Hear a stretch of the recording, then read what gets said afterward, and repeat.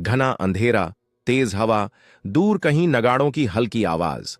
मंदिर के प्रांगण में बस एक ही दीपक टिमटिमा रहा था। एक बूढ़ा पुजारी रात के समय अकेला गर्भगृह में दिया जला रहा था।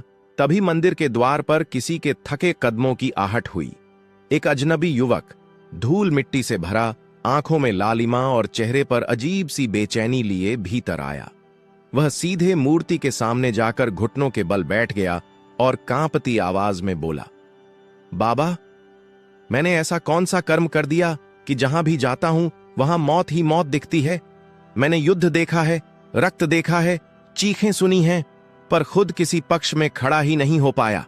पुजारी ने चौंक कर उसकी ओर देखा। बेटा, तू कौन है? किस युद्ध की बात कर रहा है?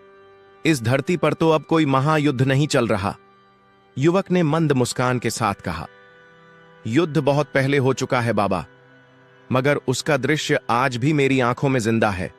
मैंने पूरा महाभारत अपने सामने कटते हुए देखा, पर मैं स्वयं एक पल भी नहीं लड़ा।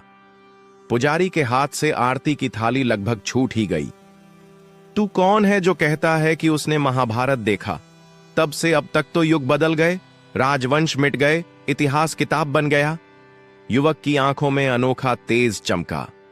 लोग मुझे अलग अलग नामों से पुकारते हैं बाबा। किसी के लिए मैं वीर योद्धा हूं, किसी के लिए अधूरा सैनिक, किसी के लिए हारे हुए का सहारा। पर आज की रात मैं तुम्हारे लिए बस एक सवाल हूं। अगर तुम्हें पता हो कि तुम्हारी शक्ति पूरी दुनिया का पलड़ा बदल सकती है, तो क्या तुम उसे इस्तेमाल करोगे या धर्म की रक्षा के लिए खुद को ही कुर्बान कर दोगे? पुजारी की जिज्ञासा अब डर में बदलने लगी थी। फिर भी वह बोला, मुझे पूरी कथा सुनाओ बेटा। कौन हो तुम? कौन सा वचन, कौन सा युद्ध, कौन सी कुर्बानी?